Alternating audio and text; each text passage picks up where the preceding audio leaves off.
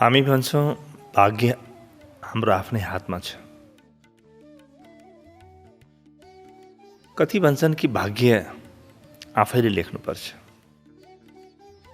तर कसरी भाग्य आफ्नो हातमा छ भने केले लेख्ने? हात उठाएर कलमले लेख्ने कि आफ्ना कर्महरूले लेख्ने कि केले लेख्ने त? वास्तवमा भाग्य आफ्नो हातमा छ भन्नु गलत हो। किनभने हातले त्यही काम गर्छ जुन मनले संकल्प गरिसकेको छ, निर्धारण गरिसकेको छ। मनले अर्कै कुरा भन्यो भने तपाईँ हातले भाग्य कसरी लेख्नुहुन्छ? मनले भट्टी जाउँ भन्यो भने तपाईँ हातलाई पूजा घरमा कसरी लैजानुहुन्छ? तपाईको मनभित्र नकारात्मक विचार चलिरहेका छन् भने सकारात्मक कर्म कसरी गर्नुहुन्छ? त्यसकारणले भाग्य हातले लेखिँदैन।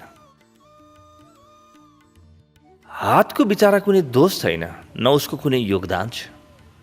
हातले त विचारलाई अनुगमन गर्ने हो, विचारलाई पछ्याउने हो। मनले जे अराउँछ पुरै शरीर त्यही मान्न बाध्य छ। अझ मनभित्र गएर तपाईको ऊर्जा क्षेत्रमा प्रवेश गर्नुभयो भने तपाईको ऊर्जा क्षेत्रमा जन्मिने संकल्प जस्तो बन्छ तपाईको हात, तपाईका खुट्टा, तपाईको मन, तपाईको विचार, तपाईको बुद्धिले त्यसैलाई पछ्याउन बाध्य हुन्छ। यी सबै उपकरण हुन्।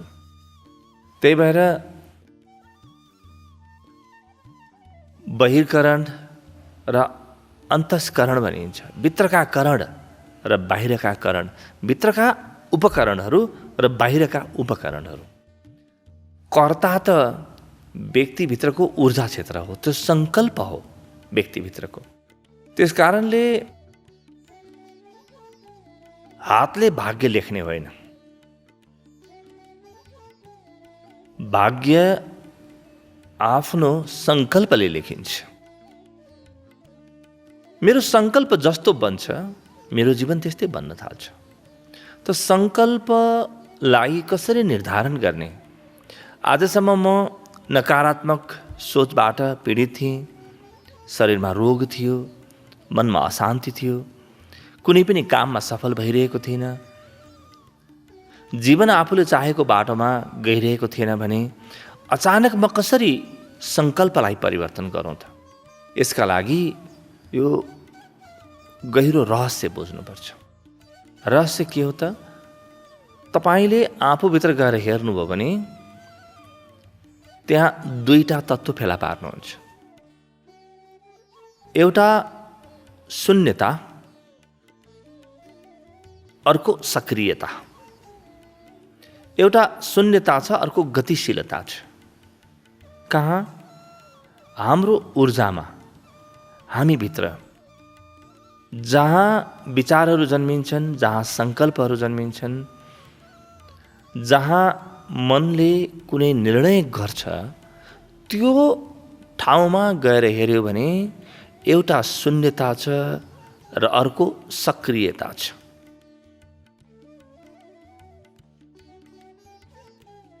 भित्रको ऊर्जा, हामीभित्रको ऊर्जाको मूल भाग चाहिँ शून्यताले बनेको छ। त यस्तो गहिरो छ त्यो शून्यता, शून्यताको परम खाडल छ।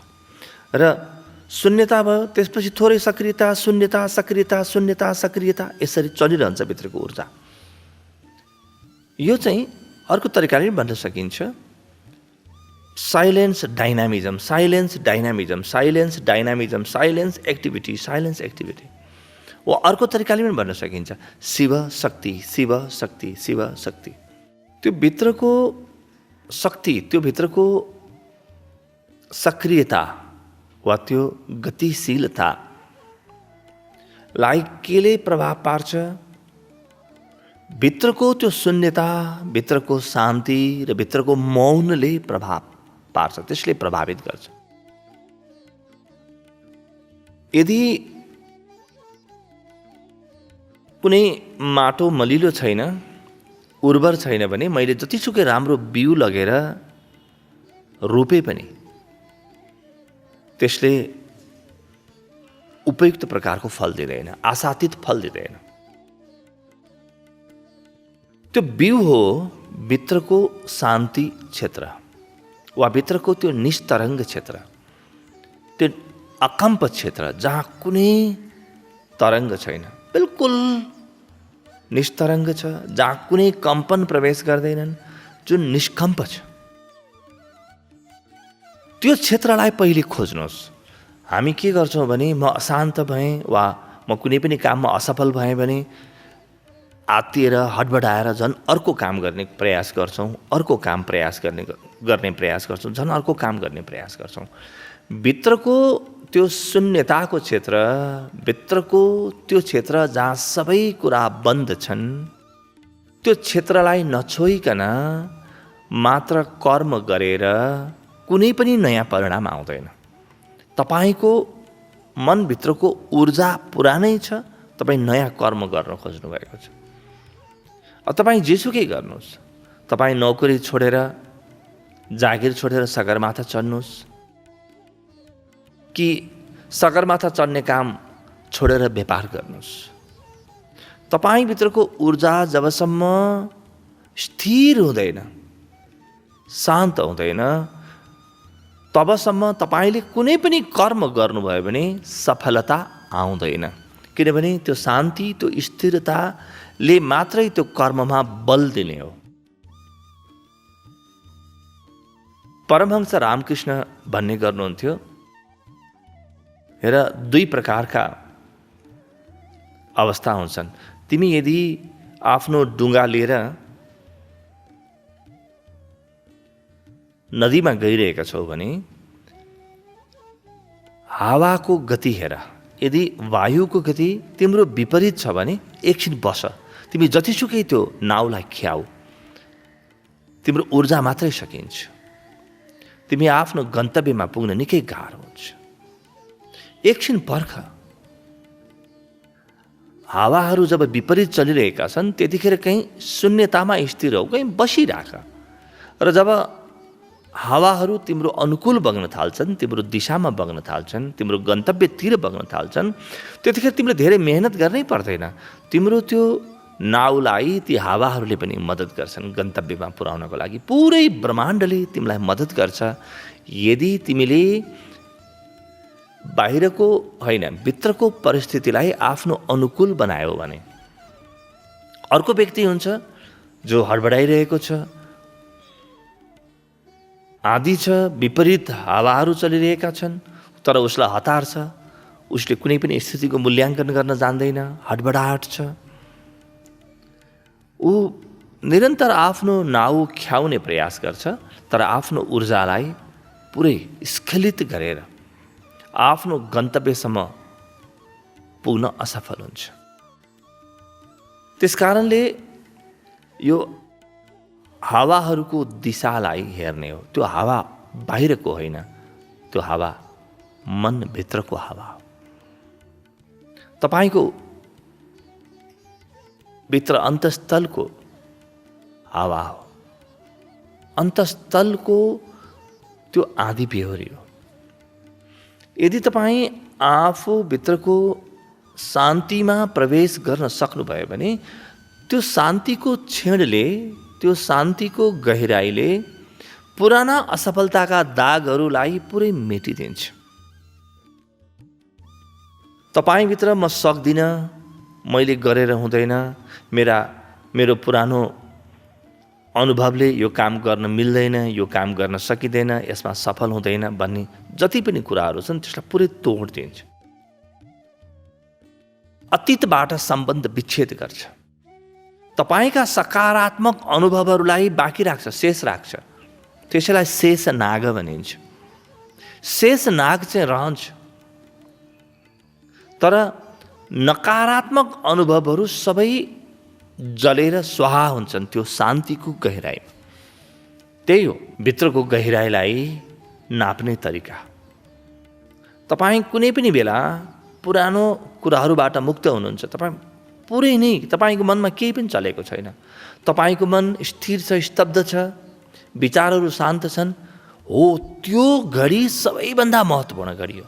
त्यो एउटा घडीले तपाईँको 100 वर्षको कर्मलाई त्यसको सफलताको शिखरमा पुर्याइदिन सक्छ। त्यो एउटा घडीले, त्यो घडीको प्रतीक्षा गर्नुहोस्। ध्यान त्यही घडीलाई खोज्ने कला हो। ऋषिहरूले त्यसैलाई मुहुर्त भन्थे। मुहुर्त शब्दको अर्थ कुनै ज्योतिष विज्ञान अनुसार निकालिने त्यो घडी पला मात्र होइन, त्यो त बाहिरी गणना हो। मुहुर्त शब्दको असली अर्थ हुन्छ भित्रको मनको ठहराव, जहाँ मन कहीँ चलेकै छैन, जहाँ विचारहरू कहीँ चलेकै छैनन्, बिल्कुल स्थिर छन्, त्यहाँ तपाईँभित्र यस्तो ऊर्जाको जन्म हुन्छ जुन ऊर्जाको लगानी गरेर तपाईँ जीवनमा जुनसुकै कर्म पनि गर्न सक्नुहुन्छ। तपाईँले गर्न नसक्ने केही पनि हुँदैन। महान कर्महरू त्यही ऊर्जाको क्षणमा घटित भएका हुन्छन्। तपाईँले हेर्नुहोस् त वैज्ञानिक आविष्कारहरू, यी आविष्कारकको जीवन कथा पढ्नुहोस्। जब जब यी शान्त भए तब यिनीहरूभित्रबाट आविष्कारहरू जन्मिए। यिनीहरूले आफूलाई हतार गर्ने, दौडिने, अत्यन्तै बढी मेहनत गर्ने, आफ्नो ऊर्जा स्खलित गर्ने, जबरजस्ती कसरी त्यो म आविष्कार गर्न सक्छु, त्यो नयाँ खोज गर्न सक्छु, समस्याको समाधान गर्न सक्छु भनेर खोजेनन्, हतार गरेनन्। जब जब शान्त भए, आर्किमिडीजले बायोएनर्जीको सिद्धान्त जब प्रतिपादित गरे, उनी आफ्नो स्नान गृहमा थिए, मात्र एउटा तौलिया बेरेर बाहिर दौडिए, युरेका मैले पाएँ भन्दै। त्यो उनको शान्तिको घडीमा प्रकट भयो। अल्बर्ट आइन्स्टाइनले त आफ्ना घटनाहरूमा उल्लेख गर्नुभएको छ कि जब जब प्रकृतिको सान्निध्यता, शान्ति वा परम प्रेमको क्षण छ, तिनै क्षणहरूमा कुनै एउटा प्रकाशभित्र चम्कियो, रिभिलेसन भयो।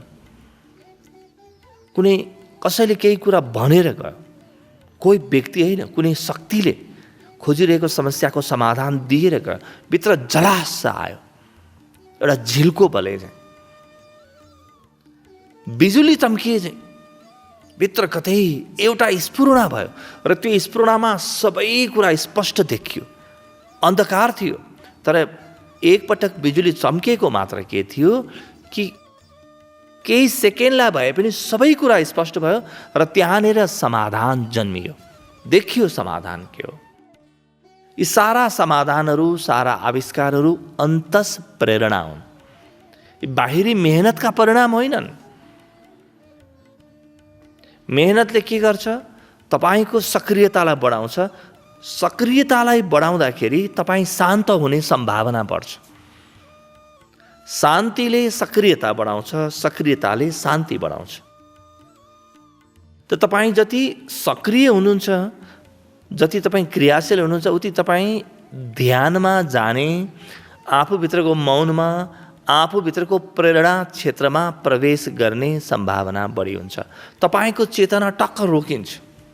जब तपाईँ आफ्नो जीवन ऊर्जालाई पुरै खपत गरिदिनुहुन्छ, केही बाँकी रहँदैन, त्यतिखेर तपाईँमा चल्ने केही पनि हुँदैन, सब कुरो स्थिर हुन्छ। त्यो स्थिर भएको अवस्थामा कहीँ कतै भित्र एउटा प्रकाश बल्छ। त्यो प्रकाशले सबै कुरा देखाइदिन्छ। त्यो प्रकाश, त्यो शान्तिको, त्यो शून्यताको, त्यो मौनको, त्यो तपाईँभित्रको खाली ठाउँको प्रकाश, त्यहाँ लेखिन्छ भाग्य।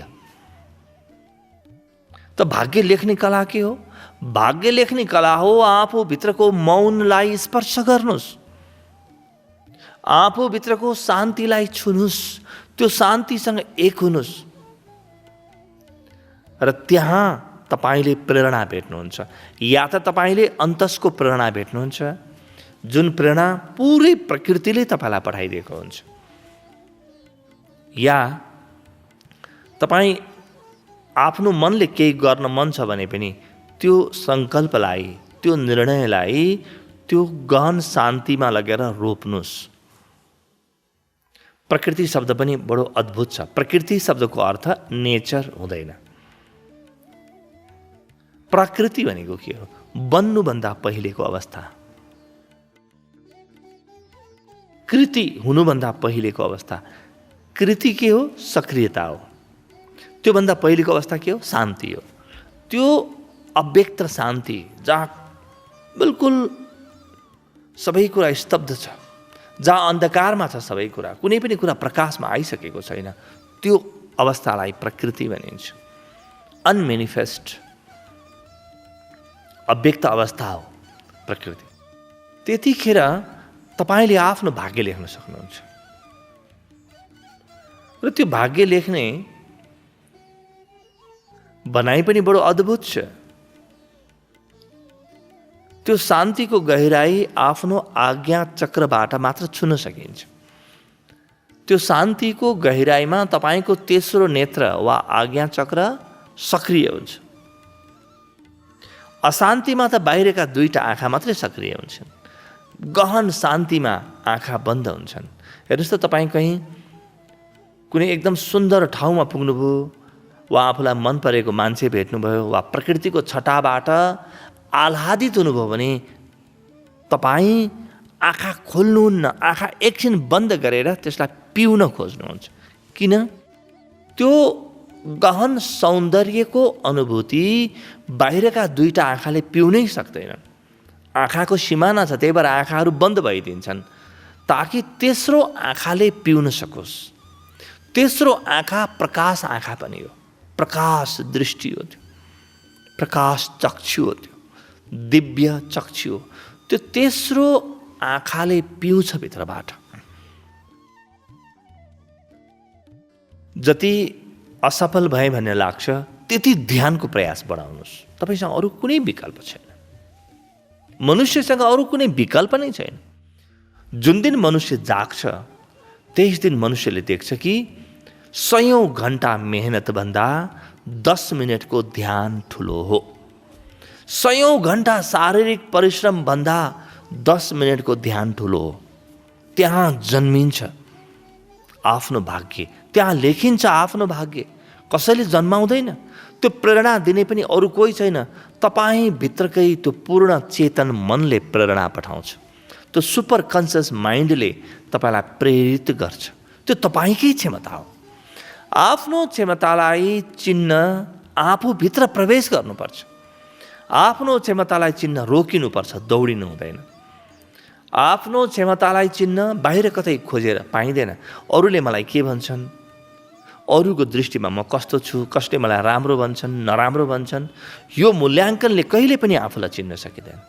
अरूले जे भन्छन् त उनको कुरा हो, त्यो उनको आँखाको कुरा हो। तपाईँको आँखाले के भन्छ त? तपाईँको भित्री आँखाको चाहिँ के छ त? मत त्यहाँ गएर खोज्नुहोस्, त्यहाँ गएर रोज्नुहोस्। जब पनि हामीले आफूभित्रको त्यो अनन्त सम्भावना भएको ऊर्जा क्षेत्रलाई भेट्छौँ, तब त्यो ऊर्जा क्षेत्रभित्रबाट म जे बन्ने हो, मैले जे गर्ने हो, जे गरे सफल हुन्छु, जुन बाटो हिँडे सफल हुन्छु, ती सबै कुराहरू छर्लङ्ग भएर बाहिर आउँछ। यो हो अन्तस्प्रेरणाका साथ जीवन जिउने कला, लिभिङ थ्रु इन्स्पिरेसन्स। बहिर प्रेरणाका साथ पनि जीवन बाँच्न सकिन्छ, तर त्यो जीवनमा कुनै गहिराई हुँदैन। भित्रको प्रेरणाबाट तपाईँले एउटा कर्म गर्नुभयो भने पनि त्यो कर्म युगान्तकारी हुन्छ। भगवान बुद्धका कर्महरू यस्तै हुन्, भगवान कृष्णका कर्महरू यस्तै हुन्छ। खप्तर बाबाको सानो कर्म पनि यस्तै हुन्छ। त्यो परम युगान्तकारी मौनमा गएर सानो सक्रियता पनि कहिल्यै असर नसिद्धिने प्रकारको सक्रियता हुन्छ। हेर्नुहोस् त, हजारौं वर्ष भइसक्यो भगवान रामले पृथ्वी छोडेर गएको, तर उहाँका पदचिन्हहरू अझै पनि भेटिन्छन्, उहाँका पदचापहरू अझै पनि सुनिन्छन्, उहाँका कर्महरूको दूरगामी प्रभाव आज पनि भेटिन्छ। यी अन्तस प्रेरणाबाट जन्मिएका कर्म हुन्, यी भाग्य लेख्ने कर्म हुन्।